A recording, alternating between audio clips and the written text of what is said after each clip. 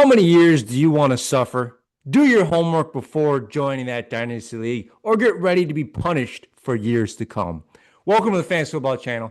We are the Schluter Bros, and today we are preparing you for those Dynasty drafts. We're bringing you the goods to help dominate for years to come. Mr. Nashville, how you doing? Man, I am doing wonderful. How you doing? I am doing wonderful. It is a beautiful Friday in the neighborhood. Hollywood! Hollywood's back, baby. Hollywood's back. Uh, 75 and sunny for you, or are we talking some snowstorms? Oh yeah, it's great up here in the north. Every day is 75 and sunny. I'm so tan and jacked. All right, we'll get right on and do our first segment. The fun segment we're doing today, folks, is top NFL rookies from last year. We're in Dynasty season, talking Dynasty today, talking some Dynasty draft day tips. So we thought it made sense to run a little bit of the top rookies from last year and pick one at each position. Starting off at the wide receiver position, the top two was Tetera McMillan and Emeka Egbuka. Tetera McMillan led the rookies in catches 70 yards, 1,014, and 7 touchdowns versus Egbuka. Kyle, I am going to take Egbuka over McMillan this next year because Buccaneers lost Mike Evans. And when Evans and Godwin were gone, Egbuka was clearly the number one wide receiver on that team. And quite frankly, I think he has the potential to be a top 5 talent at the wide receiver position due to how athletic the dude is. Yeah, I said it. Wow, that's a bold call. Top 5. Top 5 at the position. Not just due to like his stats per se, but just due to his athleticism and his talent. He has that ability to become top 5 in the NFL. Okay. I mean, I don't mind the bold call. I mean, maybe top 15 is probably where I could see him, aspiring to in the next year potentially. JSN, though, also started out doing most of his damage from the slot. And that's kind of a similar thing to where Egbuka started out. So I could see a progression there to something like that. I think I would still go Tetera McMillan here. Okay. I think quarterback play is better. I think Baker's better than your boy over there as well, which is going to further help Egbuka. Moving on. Tight end positions. We had 3 doozies last year join the NFL. 3 doozies. Doozies. Warren and Fannin Jr., all 3 acceptable tight ends from here on out. All 3, maybe even top 10 tight ends from here on out. I am going with Mr. Warren. He showed the most flash and the most consistency to me, and I just want to root for Danny Dimes the rest of my life, so I'm going with Warren on that as well. Who you got for your number 1? I think I know who you're going to take. Who do you think I'm going to take? I think you're leaning to the boy that you had that helped save the back end of your year at the tight end position, which would be Fannin Jr. Yeah, I like I like all 3 of these guys in different setups. So for me, it would probably be whatever one I can get out of value if I'm going to do it.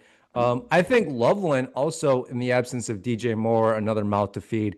I think he is going to be a stronger player this year, and I think he's going to get a lot more production this year. Warren is also, I mean, he's the obvious like kind of top guy here with Danny Dimes being healthy and in that Colts form, not the New York form. And Fannin Jr. is also susceptible to quarterback play. But I like all 3 of these guys for wherever you can find them at a value. That was not the question, but we will allow it due to the educational pieces.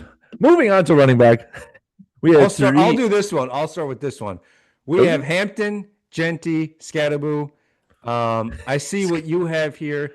I like Genty still the best. I think he's going to have a sophomore pump. He's going to be a pump. I think the new coaching change, I think they're going to do enough over there with the offensive line.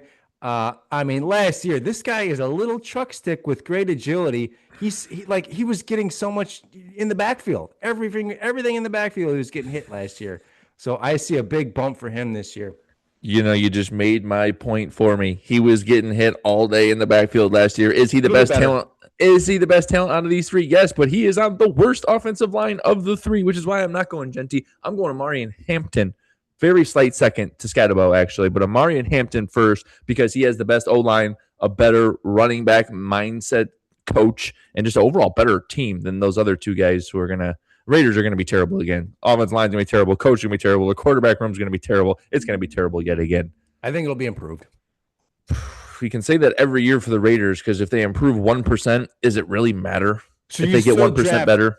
Fantasy football, you're drafting Hampton over Genty.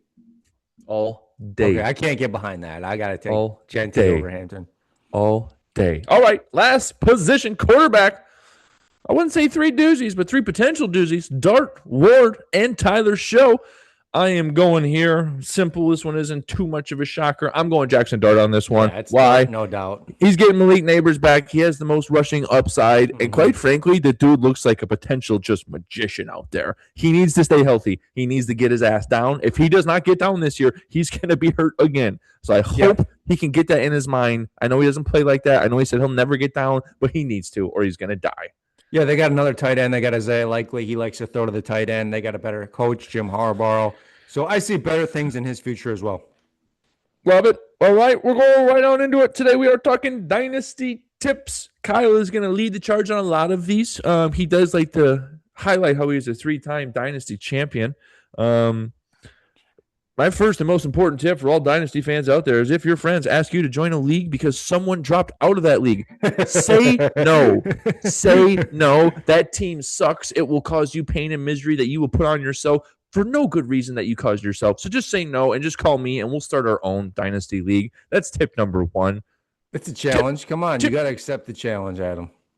Tip number 2, and the most basic one I'll start with is know your league, guys. Make sure you know your league. You know, is it 1 QB? Is it Superflex, PPR, 3 starting divas? Know your league in and out before you go into that draft, so that way you can go in with a good mindset and a good plan. I'm going to hand it over to Kyle here so we can talk a little bit more of that mindset and that plan. Rule number 1, redraft is dead. Forget it ever happened and never was a thing. Longevity over short-term production is huge, right? Age curves. You have to think age curves. For me, Dynasty, unfortunately, there's some cheese curds on the mind. Running backs lose a lot of value to me in Dynasty. Yep. They do not have as long as a production life. And young wide receivers, they can hold their value for a lot longer. This is huge, especially PPR, especially 3 roster divas. Yep. Think about their time in the NFL. Think a guy like Mike Evans who had maybe 7 or 8 consecutive 1,000-yard seasons. Like that's a true number 1 on your team for that long, 7 seasons, right? Yep. So that's rule number 1. Just to put some numbers. Hold on, I'm going to put some numbers on your rule number 1 here. Just to put some numbers, especially at the running back position. Running backs die right around the age of 28 unless your name is Derrick Henry. Pretty much. What that means is if you're starting a Dynasty draft and you see a running back who's 27 years old, leave it. Leave that for the end of the draft because you do not need him. He's only going to be good for 1 or 2 years. So just putting some numbers on that, especially the running back position. If he's older than 25, 26, he got 2 years left. So that's the point he's trying to make. Back to you. But that doesn't mean there isn't value in vets, penny or construction. Rule number 2, draft strategy framework. Say we're talking Superflex. We're going to talk a little bit here about Superflex. Win now. Target vets. 28 to 32, especially as that second quarterback. Like I won quite a few championships with, it was like Rodgers and Kirk Cousins as my QB2s while I had Lamar as my QB1. Fortunately, a lot of that, I also had the DP with Devonta Adams when they were both in Green Bay, which was amazing. But like this year, you got to think about guys like Dak Prescott. He's got 2 Ferraris out there he's throwing the ball to if you can get him at a value. Maybe. Brissett in Arizona. He is like the ultimate QB2 right now for a super flex league if you can find him at a value. And then productive running backs. And then, of course, there are elite quarterbacks like if you have a Tom Brady, Drew Brees. You know, those guys are difference makers for Dynasty, of course. That'd be like a Joe Burrow these days, like a Drew Brees, Tom Brady, someone that doesn't run and throw. That's like a Joe Burrow comp. So these days, I would say Josh Allen, Drake May. If you believe in a bounce from Jaden Daniels, those are kind of the guys I would throw in that class right now, the elite elites. And then question for you, is Lamar too old? That's a tough one. He's 29 years old. He's going to 29 years old. Josh Allen's going into his 30-year-old season. I'm going to say no, he's not too old to run yet. However, there was some cracks that the whole team showed last year that I have concerns with, him throwing the ball well. I have some concerns there, but not with his age as much as his ability to throw the ball and how bad they looked last year. Yeah, and with a new head coach. I don't know if we have to dissect that, how that's we think will work for him. Yeah. So slow and steady, right? We want to load up on young wide receivers and picks. Avoid paying too much for RBs, especially not Bijan Robinson or the other guy, Jahmyr Gibbs. The other guy. Those are like the only 2 that you'd probably pay for. Oh, yeah. Hybrid approach. Okay, so with that and then the hybrid approach. So you're drafting young. obviously. You're targeting receivers, obviously, right? Maybe an elite quarterback, maybe some value at the quarterback for your super flex position, some depth where you can at those positions. And then you're mixing in some stud vets at after that. So that's where you try and find a value running back to be able to produce for you a year or two. And then you're also watching, obviously, free agency, right? Drafting. So those are kind of like the super flex win now, how I would overview that. And then, Adam, would you rather have a top rookie pick or a proven vet like? I'll say Garrett That Wilson. I'll say Garrett Wilson. Top rookie uh, pick or Garrett Wilson. Garrett so I Wilson, I mean, think, is only 25 years old, maybe. yeah, I mean, he's about 25, 26. That's loaded because it depends on my roster construction. My roster right now in my dynasty team, it would be a rookie pick. It would be a rookie pick. Why? Because my team sucks right now. If I had a better team, it would be more. I wouldn't even say Garrett Wilson, but if I had a better team, yeah, I would probably take the wily veteran in that sense. It just entirely depends on where you currently stand in order to answer any question really in dynasty. Okay, that's a great answer. Yep. If you know your team sucks, then you're just shooting for those rookie picks, right? Yep.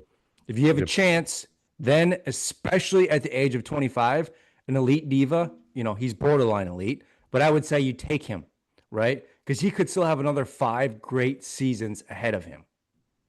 Yeah. Yeah. I mean, just to echo that too, like what I would try and do is make sure the core of your team is that youth, right? And so say you have, a good core, youthful wide receiver group. Okay, great. And as you fill out the rest of your team, it's like, okay, now I need to put in an older veteran at QB or at running back because you have to. It's like there's that trade-off there, right? So get whatever position you like the most. If it's PPR, it's got to be wide receivers. Get that core group of young guys in there and then plug and play the veterans where your weaknesses are. Yeah. Okay.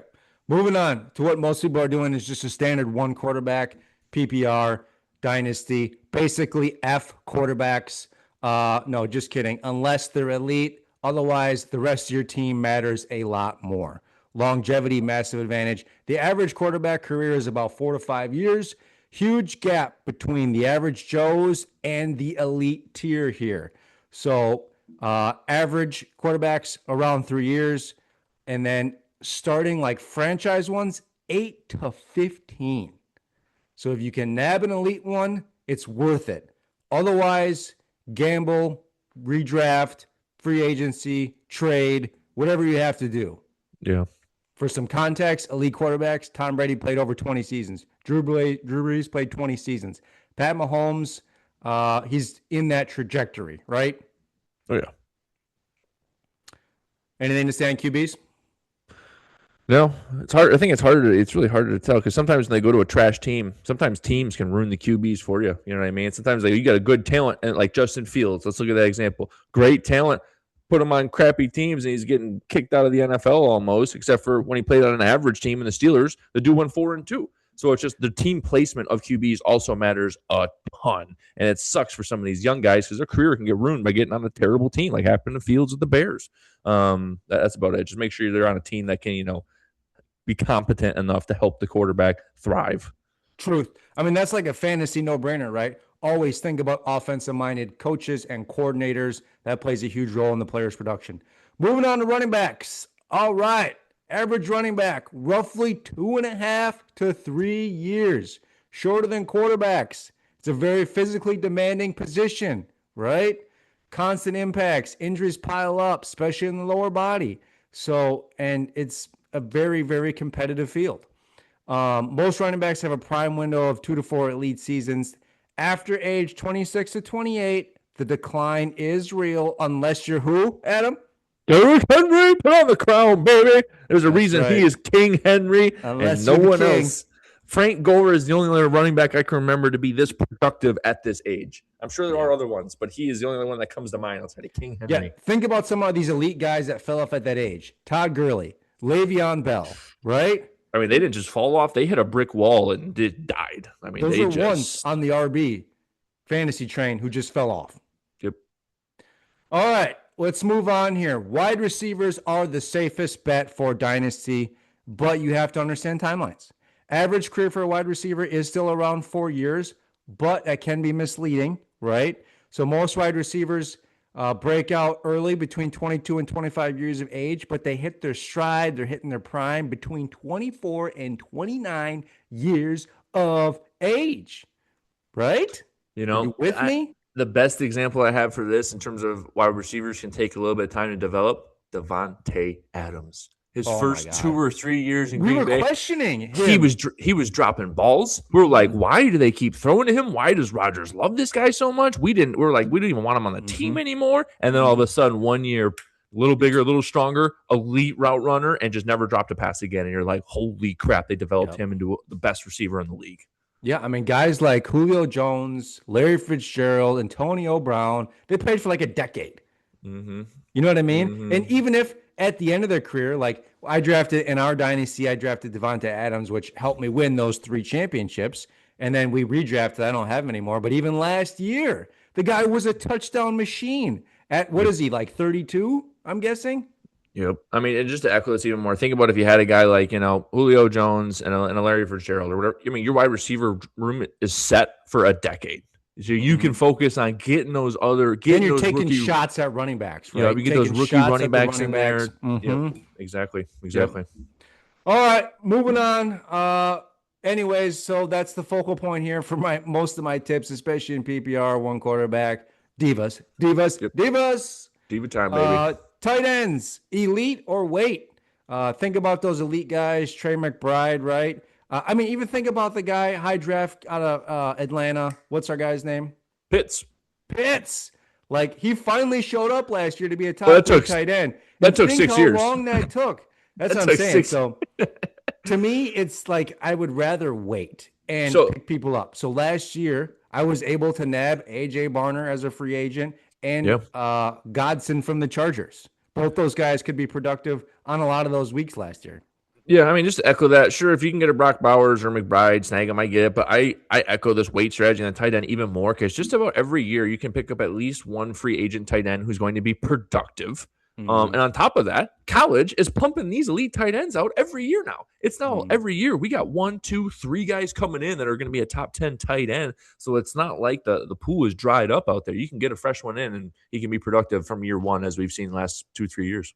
Yeah, and then my alternative strategy is if you are juiced at Diva, you got the RBs to get you to the championship, and you got some quarterback play, right? And tight ends killing you. That's when you take a draft pick and go get yourself an elite tight end for that season to go win it. Yeah. Okay, moving on. Player archetypes to target. Second year breakout wide receivers. This is real. This happens a lot. We have seen a few rookie breakout seasons, but second year wide receivers breaking out has a very high probability.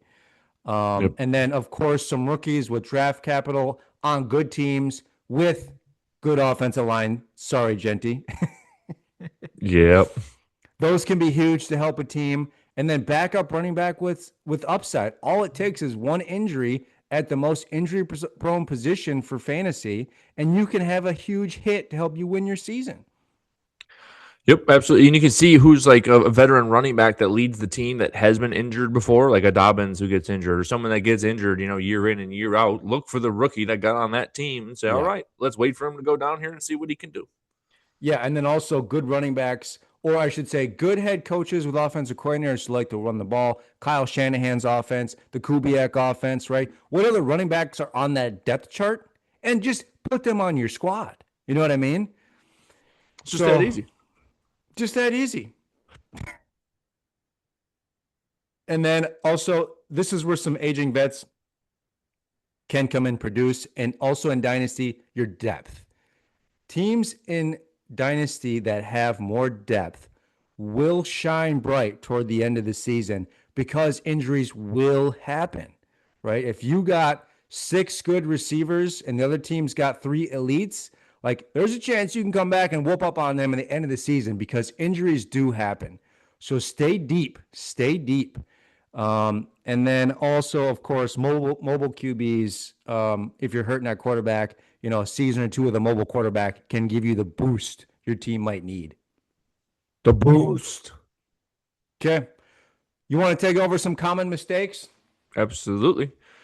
Especially in PPR, drafting too many RBs too early. Why? Because as we already said, short shelf life. You get one or two of those guys that gets banged up or wants to retire early, you're screwed.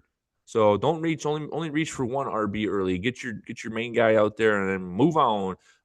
Ignoring value for your guy. So say you like someone too much, you're overvaluing them. Don't do that. It's just not smart in drafts, especially if you're in a local draft where everyone drafts in Wisconsin or everyone drafts in the same state. Now like the same players. Zig when they're zagging. If everyone's reaching for your team's players, go reach for the other guys that are still valued. They're still high value that are there.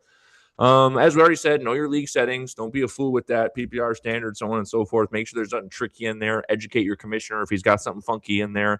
Overvaluing age, this can happen. Sometimes I thought about this in my dynasty draft, going too young. Going too old will kill you absolutely, but going too young where you leave some meat on the bone where you're not getting enough true current talent, that can absolutely hurt you. Mhm. That's about what I got, Kyle. All right. So most dynasty teams, you're going to win on your draft. You're going to win with your rookie drafts each year, what you do with your trading. We see a lot of trade, whating in our league from he who must not be named. We'll go with that reference. So, but that's neither here nor there. And part of the reason why you have a team there now, and there was a redraft after like, what was it, 7 or 8 years, maybe. We did a keeper redraft on it. Yeah. Anyways, well, we have high hopes for you, Adam, as a fantasy manager in this dynasty league to make something of yourself in this team you inherited. Gonna have to get lucky out there. Gonna All have to right. get lucky with some draft picks. All right, Just like folks. Follow. We're going to be getting into some sexier stuff as we get closer to the season and drafts. Share with your league mates. Subscribe, like, send us messages. Tell us how much you like Adam's hair and mustache. Thanks for tuning in to the Fantasy Football Channel. We'll catch you guys in the next one.